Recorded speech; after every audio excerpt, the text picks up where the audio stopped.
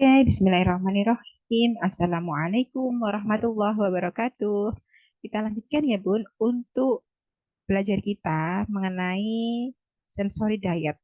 Untuk tema kali ini, kita akan belajar tentang stimulasi sensori taktil. Ya, nanti silahkan disimak penjelasan berikut tugas-tugasnya dan diharapkan bisa mudah dipelajari dan bisa diterapkan dalam keseharian. Oke, yang pertama, kita akan bahas tentang sensori taktil. Apa sih ya yang dimaksud dengan sensori taktil? Ya, tactile gitu ya. Tactile itu artinya indera peraba ya, yang biasa kita kenal kulit kita sebagai indera peraba ya. Terus reseptornya ada pada kulit sendiri. Nah, di sini terlihat ya untuk potongan dari anatomi ya atau bentuk potongan dari kulit kita ya, dan di sini ada berbagai macam bagian ya.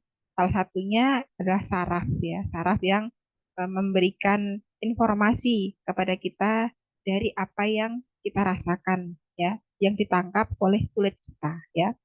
Terus cara menstimulasi dari sensori taktil ini yaitu kita berikan pengalaman kepada anak untuk merasakan berbagai macam tekstur, mulai dari kasar, halus, lembut, panas, dingin, tajam, tumpul, dan seberapa besar tekanan yang ada pada kulit kita atau mengenai kulit kita. Ya. Nah, cara paling efektif adalah berikan pengalaman sensori pada indera peraba anak-anak kita. Terus ini nanti akan menjadi referensi bagi mereka untuk menanggapi respon yang masuk. Oh, ini seperti rasa eh, ada hewan yang merayap di kulit saya atau perasaan-perasaan yang bisa kita terjemahkan atau otak terjemahkan gitu ya dari eh, kulit yang menerima rangsangan gitu ya. Nah, disfungsi sensori taktil. Anak yang bermasalah pada sensori taktilnya biasanya dia tidak mau dipotong kukunya, tidak mau dicukur rambutnya, risih dengan label baju yang ada di belakang ya, bagian leher ya. Terus tidak suka kain yang teksturnya agak keras gitu seperti levis, terus tidak mau disentuh, dipeluk, dan bahkan untuk makanannya itu terkadang juga pilih-pilih ya. Ada kadang ada yang tidak mau dengan makan makanan yang lembek ataupun yang terlalu keras, itu berarti ada masalah pada taktilnya ya. Dan ini tergantung dari tipe masing-masing anak, apakah dia hipersensitif atau hiporesponsif gitu. Nah, biasanya anak yang mengalami disfungsi sensori taktil mengalami kelemahan otot pada bagian anggota geraknya ataupun kontrol posturalnya ya, biasanya seperti itu sehingga dia sangat sensitif ya.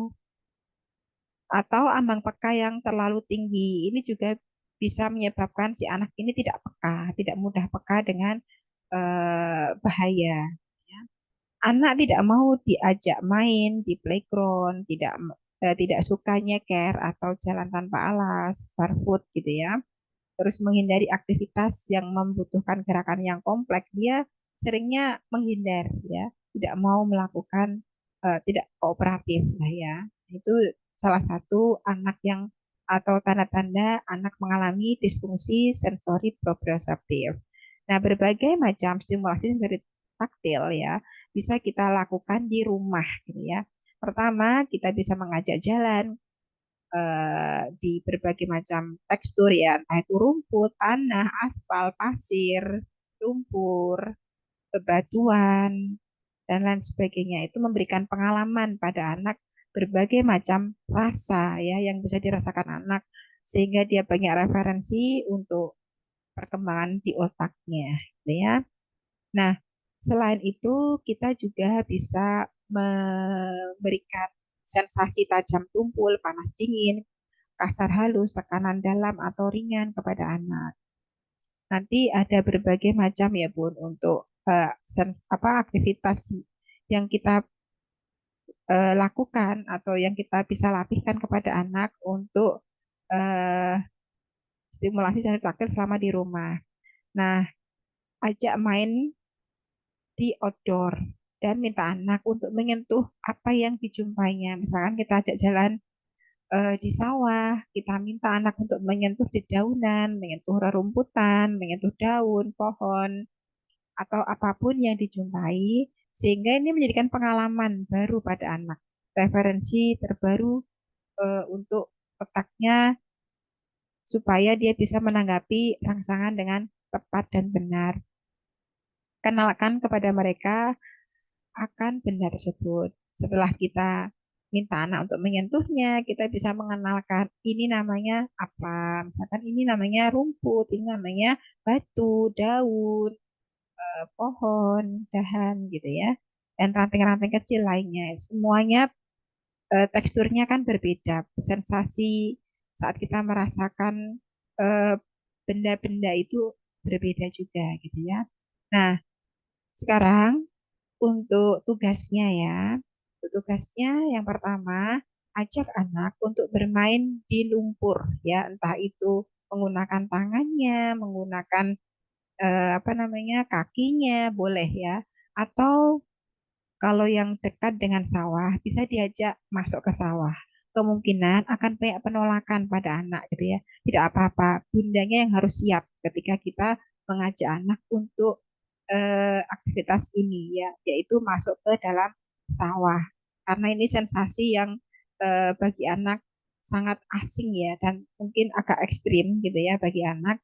Dan kita berusaha untuk membuat senyaman mungkin saat ada di dalam sawah. Tidak perlu diajak berjalan dulu, tapi biarkan dia merasakan dulu ketika memasukkan kakinya ke dalam sawah, dia akan menjaga keseimbangan tubuhnya, dia akan merasakan sensasi lumpur ya yang melekat pada kakinya dan dia akan lebih kuat ya menjaga keseimbangan untuk mempertahankan supaya tidak jatuh ke dalam sawah gitu.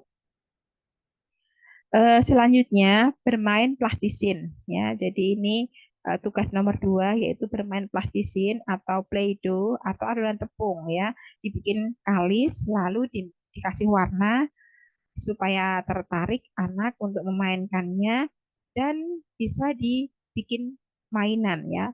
Membentuk suatu benda yang disukai anak menggunakan plastisin ini. Selain untuk stimulasi sensori taktil, juga memberikan stimulasi untuk proprioseptifnya, gitu ya. Selanjutnya, tugas yang ketiga yaitu mencari mainan yang tertimbun di pasir. Jadi, Bunda minta anak untuk mencari mainan yang sudah Bunda masukkan ke dalam pasir. Jadi, permainan ini kita desain supaya anak mau memasukkan tangannya ke dalam pasir. Nah, misalkan tidak ada pasir, Bunda bisa menggunakan kacang-kacangan juga boleh gitu ya. Dan anak diminta untuk memasukkan seluruh tangannya ya ke dalam pasir atau ke dalam kacang-kacangan tersebut. Ini memberikan stimulasi sensori taktil ya pada anak-anak. Selanjutnya ajak jalan rutin ya, lewati berbagai macam tekstur seperti yang tadi sudah saya jelaskan, mulai dari aspal, rumput, lumpur, tanah, pasir, sawah, bebatuan. Nah, itu anak diminta untuk merasakan semuanya ya, supaya dia bisa mendapatkan banyak pengalaman ya. Mungkin tidak hanya sekali atau 2 kali atau 1 minggu tidak, tetapi sering ya, jadi kegiatan rutin. Setelah 1 minggu pertama, nanti tingkatkan durasinya menjadi 20 menit. Nah, sampai 20 menit eh, di minggu kedua, selanjutnya durasinya ditambah 5 menit lagi, jadi 25 menit di minggu ketiga. Nah, seperti itu seterusnya sehingga anak itu lama-kelamaan akan terperbaiki sensori taktilnya. Kemungkinan atau tidak hanya taktil aja ya, tetapi sensori vestibularnya, proprioseptifnya juga akan terperbaiki karena setiap aktivitas yang kita lakukan itu akan memperbaiki eh, tubuh kita secara holistik. Jadi tidak kerjanya itu bareng-bareng ya, kerja tubuh, kerja perbaikan tubuh itu bareng-bareng. Tidak hanya eh, satu bagian aja, tetapi seluruhnya juga ikut terperbaiki seperti itu. Ya, nah perlahan-lahan aja, yang penting rutin, continue supaya hasilnya bisa terlihat. Oke, mungkin itu ya keterangan mengenai stimulasi sensori taktil dan cara melatihnya. Silahkan dilatihkan dan tugasnya bisa disetorkan di grup store tugas atau di grup WA. Oke, terima kasih.